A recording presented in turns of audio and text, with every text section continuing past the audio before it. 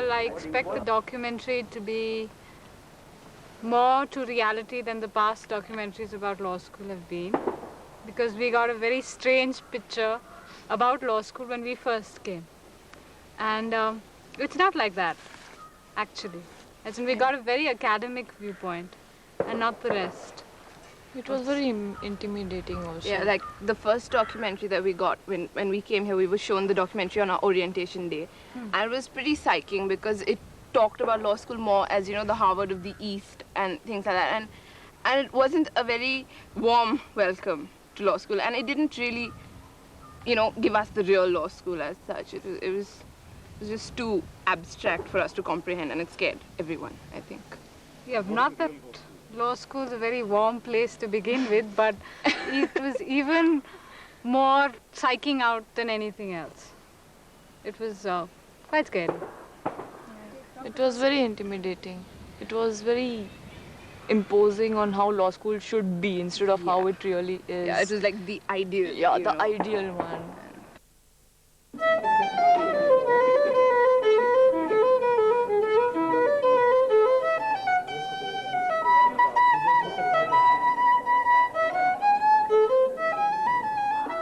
I would say that we started off with a dream. In the process, we evolved with this curriculum and we changed ourselves, and that's important because we are all trained in a different system in which law teaching means you go to the class and lecture for an hour.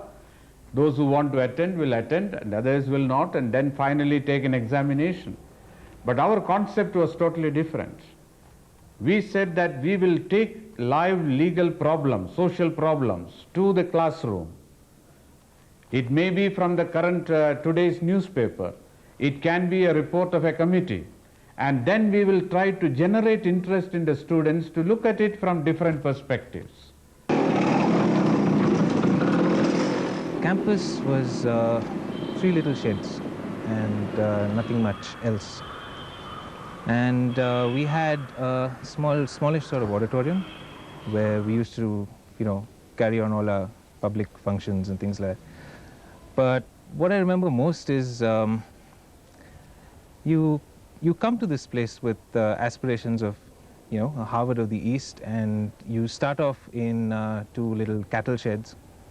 And I think it requires a certain degree of dedication and a certain degree of foresight of not only the people who were involved in making the institution what it is, but also the students and the parents in those days for investing the education of their child in an institution which has nothing to show for itself. It has no degrees, it has no alumnus, it does not have even trappings of an institution. In my opinion, law is the catalyst. It initiates change. Yeah. Law brings about the change which is followed up by the public at large. So basically, what law can really do is do what it is expected of it as a method, an agent of social control. And thus by social control, it can bring about changes. It can herald changes which can be taken up by the public at large and bring change at the grassroots levels, as she said, and thus serve its so you effective mean to purpose say, of social yes, change. just have a pause.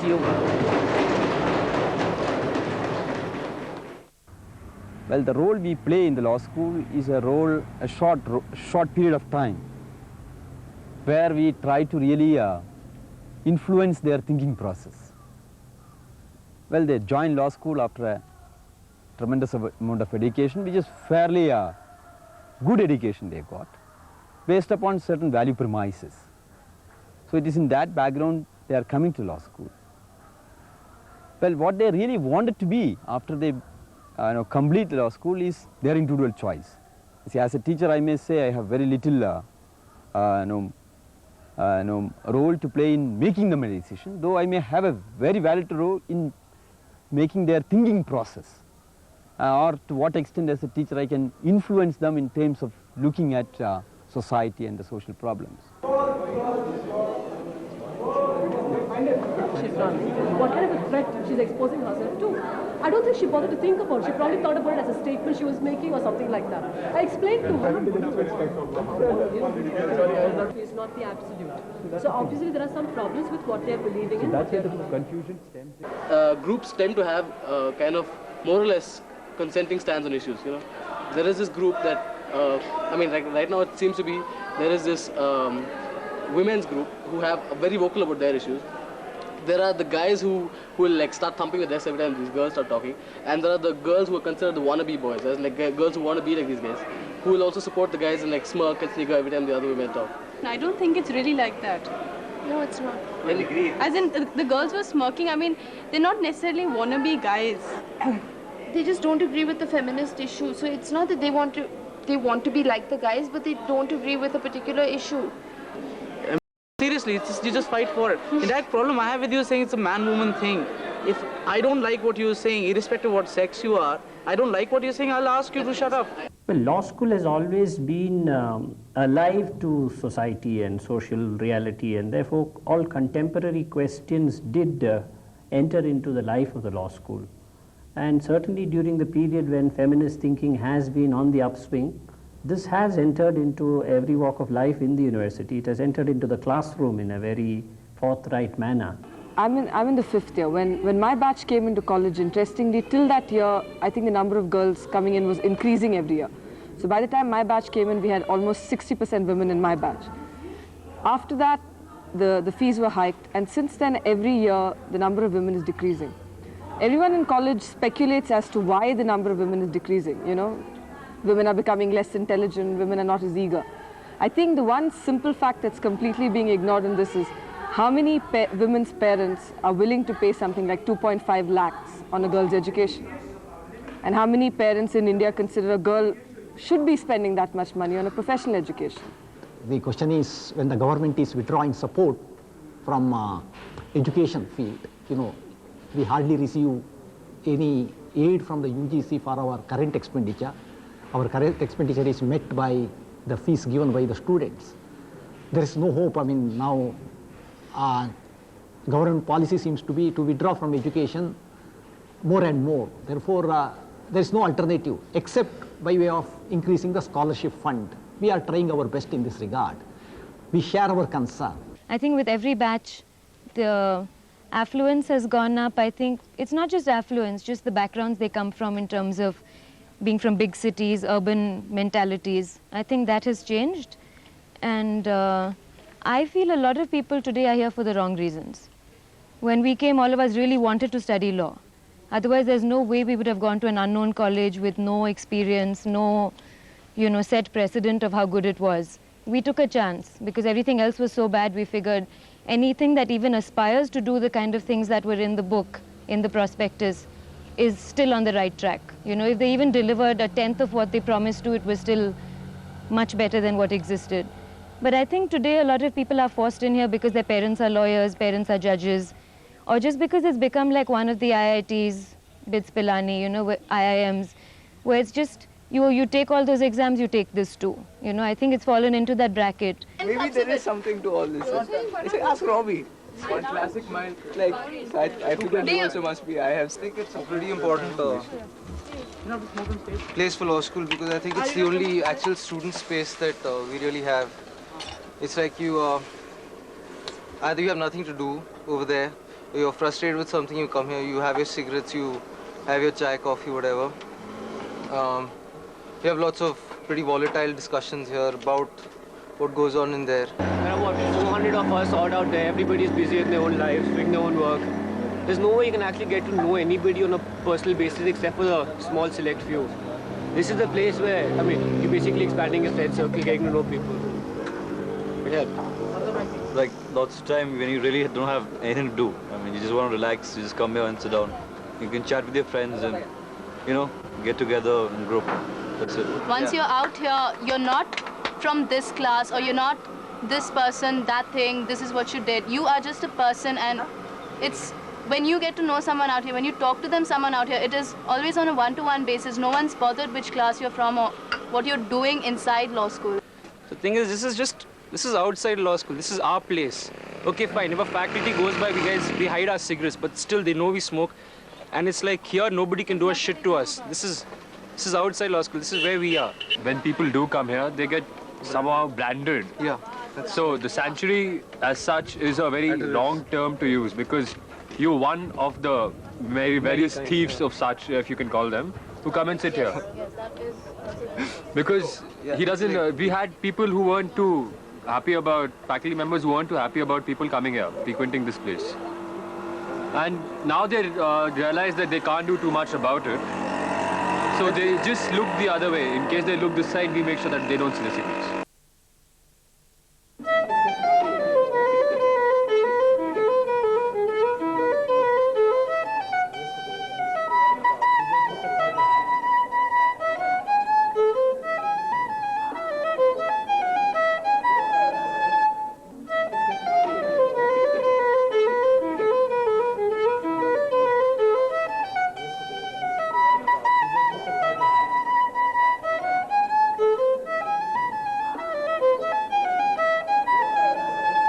I want to be sure of everything today. I want to be sure that everything will be just as beautiful as things were when I was little. If not, I want to die. Scream on, daughter of Oedipus. Scream on in your father's own voice. In my father's voice, yes. We're of the tribe that asks questions, and we ask them to the bitter end, until not one bit of hope remains to be strangled by our own hands. We are of the tribe that hates your female docile hope. Hope, you whore! Shut up! Most of my life in law school has been outside classrooms. I've been in so many extracurricular activities and things like that, and it has affected my relationship with the teachers to some extent, in the sense that I think when you are active a lot outside of class, to some extent you don't get taken as seriously as perhaps a student who would do extracurricular activities that are academically related or socially relevant.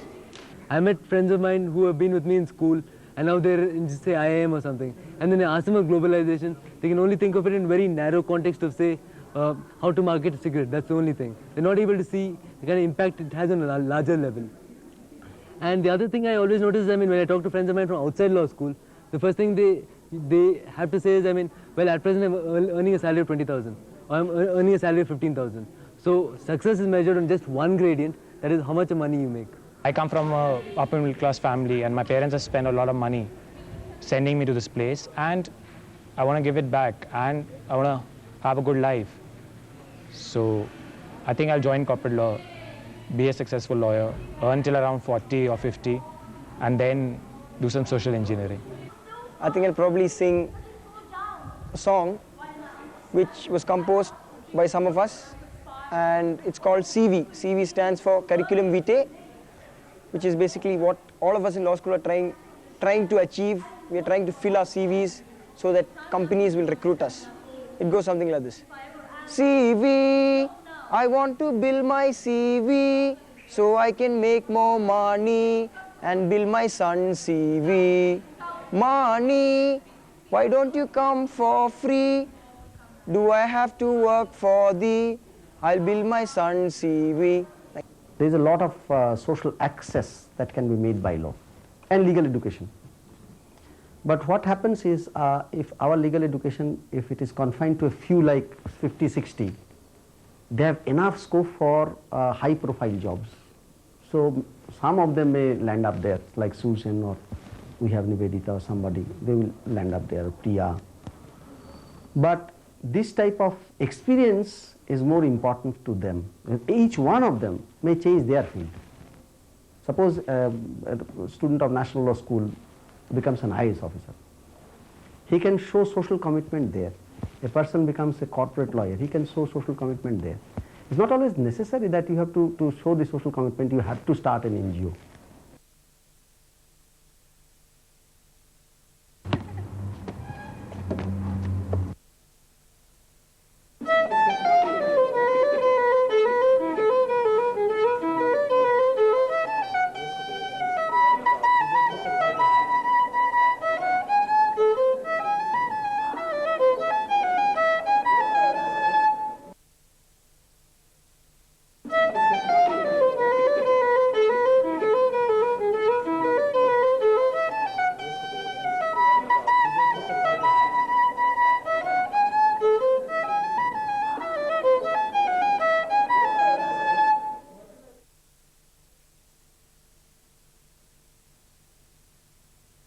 I believe that law school provides the learning experience which is not available in other universities. Not only do people have strong opinions, they also voice them.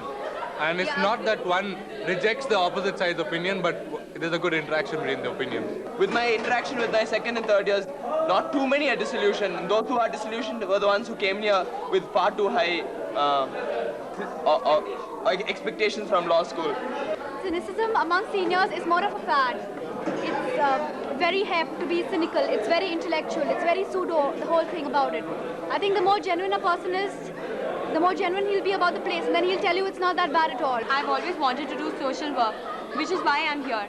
And I think this place provides you with a great opportunity, I mean, with the kind of scope you get here. So I think if we put across different points of view, plurality is already built into the law school. I think from the first day a student enters this law school, he gets the message that there are many answers to every question. So there is something against dogmatism, but we need to cultivate that much more. I'm from Bihar and it matters a lot. Every time a teacher comes in the class, they will come out with an issue, they will look at me and they will look at the people from Bihar and they will ask you, oh, Lalu Prasad Yadav has been arrested, Lalu will do whatever he feels like doing. And it matters a lot. After that, like that Jawahar was talking about the pseudo issue, they have categorized genuine pseudo and pseudo also. They call me pseudo. Genuine pseudo, those people who really believe in what they say, they are pseudo, if they believe in what they say. And some people consider that I use that pseudo type of thing for my personal benefit, for my vested interest, and that's why they call it a genuine pseudo. At least I've seen in the hostels, they try to segregate you as in you're a bong, you're a mal, you're a digger. And then groups form like that, and then you start mixing with Bengalis, Diggers start mixing with Diggers. And similarly, like when I first came to law school, they started telling me, you join the bong gang, don't join the mal gang. Well, law school makes you very conscious of your identity and what another person's identity is. I mean, it's never happened before. You know, in Delhi, for example, you don't know who you are, what you are, who is your friend, is he a Malayali or Tamilian. Hostel, it exists, yes. You have a lot of segregation. You have things what you call the mal mafia and the bong crowd. But I think majority of them do interact with everybody. Yes, they may just go out for dinner together, you know. Every time you see two Bengalis, they maybe just start talking bong, you know. But yes, but it's not as if there's a conscious effort, you know, keep one place cut away from the other. I keep having this feeling that law school grew up too fast. I mean, it became so big so fast that a lot of mindsets that have started off in the institution have not changed as fast. In the sense that, like, I mean, quote, email is a toy, unquote. I mean, it's ridiculous. So a lot of things about, I mean, the whole mindsets have to change. I mean, people being free, and, I mean, this is, if you want to compare it to a world-class institution, which people do, it's really important that the level of understanding and I mean, the teachers also grow with the students. I'm one of those who believes that the first phase of the National Law School is over. And we are extremely happy and fortunate that the first phase has been a very good one. We have solid foundations. But then, as many others have already pointed out, this is also a kind of watershed. There's the danger that we may stagnate, and if we begin to stagnate, then other negative things can also happen. So we survived. We're back here. I am probably the last real batch which had day scholars in it. I have paid the hostel deposit. I'm back here for that purpose. They haven't paid it back to me. And when you come back after about 6 months, you find things have changed. I have to fill a green form in yellow ink and stuff like that. The survival here is also about projects and deadlines and seminars and stuff like that. So it depends on what you call death. Sometimes it's a real disadvantage to be from law school because they expect you to know everything. You are from law school, so tell me about this XYZ. You wouldn't have heard of it. Sometimes they just call it the Nagarbavi Law College, and those people are much more fun because you can say Illa Swami, Law College, all same Swami.